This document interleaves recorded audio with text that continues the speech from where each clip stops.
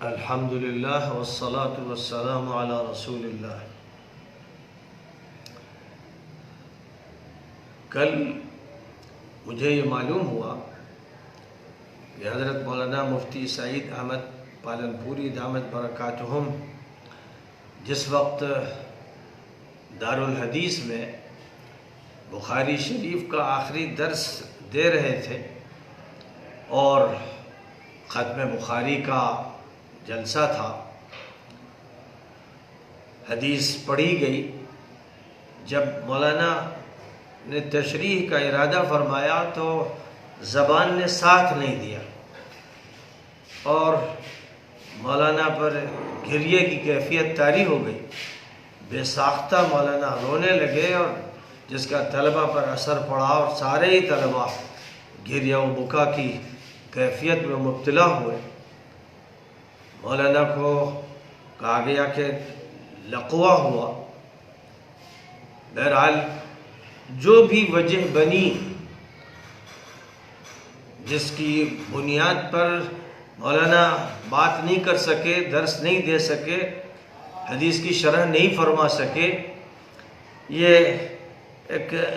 ایسا واقعہ تھا جس سے مجھے دلی صدمہ ہوا، نفسیاتی صدمہ ہوا، بڑی چوٹ لگی۔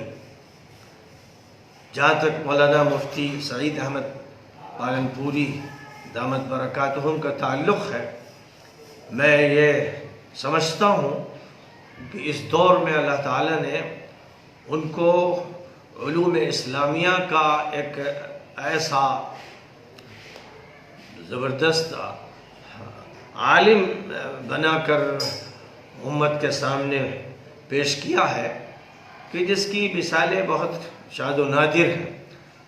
مولانا مفسر بھی ہیں، محدث بھی ہیں، اصولی بھی ہیں، فقیہ بھی ہیں اور ساتھ ہی ساتھ متکلم اسلام بھی ہیں، وہ مفکر بھی ہیں۔ بہت سی خصوصیات اللہ تعالیٰ نے ان کو عطا فرمائی ہیں اور علوم پر ان کی بڑی گرفت ہے، نہ صرف علوم اسلامیہ پر بلکہ جہاں تک تعلق ہے منطق کا، فلسفے کا، سائنس کا، وہ ان موضوعات سے بھی اچھی واقفیت رکھتے ہیں اور انہوں نے ان موضوعات پر بڑی کتابیں لکھی ہیں، رسائل لکھے ہیں اور مولانا کی جو تقریر ہوتی ہے بڑی مرتب ہوتی ہے، بڑی مدلل ہوتی ہے۔ مولانا کا امتیاز تحریر میں بھی ہے اور تقریر میں بھی ہے اور اس میں کوئی شک و شبہ نہیں ہے کہ جس مسند پر مولانا ایک عرصے سے دارالعلوم دیوبند میں بیٹھے ہیں وہ اس مسند کی زینت ہے۔ اور جو ہمارے اسلاف علماء گزرے ہیں، مولانا واقعہ یہ ہے کہ ان کی نمائندگی کرتے ہیں اور وہ بقیت السلف ہے، اس لیے دل سے دعا نکلی کہ اللہ تعالیٰ ان کو جلد از جلد صحت عطا فرمائے، عمر دراز عطا فرمائے اور یہ سلسلہ علم کا جو ان کی ذات سے چلتا رہا، یہ نہ صرف یہ کہ باقی رہے، اللہ تعالیٰ اس کو دائم و قائم رکھے۔ ایسے ہمارے علماء دھیرے دھیرے اٹھتے چلے جا رہے ہیں۔ مظاہر العلوم کے شیخ الحدیث مولانا یونس صاحب رحمۃ اللہ علیہ رخصت ہوئے تو واقعہ یہ ہے کہ ان کی جگہ کو پر نہیں کیا جا سکا اور ایسا نظر نہیں آتا کہ قریبی عرصے میں وہ خلا پر ہوگا۔ اور مولانا سعید صاحب کا جہاں تک تعلق ہے ان پر بھی بہت سے امتیازات حاصل ہیں، اس لیے ہم سب کی دلی تمنا ہے، دعا ہے کہ اللہ تعالیٰ ان کو صحت اور عافیت عطا فرمائے اور وہ دارالعلوم کے لیے مسند کی زینت ہی نہیں بنے رہیں بلکہ واقعہ یہ ہے کہ وہ فکر کے اعتبار سے، علم کے اعتبار سے ایک رہنما اور ایک مرشد کی حیثیت رکھتے ہیں۔ وہ دارالعلوم پر، طلباء پر، مدرسین پر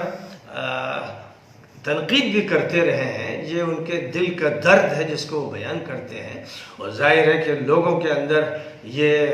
حوصلہ ہونا چاہیے کہ وہ اپنے بڑوں کی تنقیدوں کو سنیں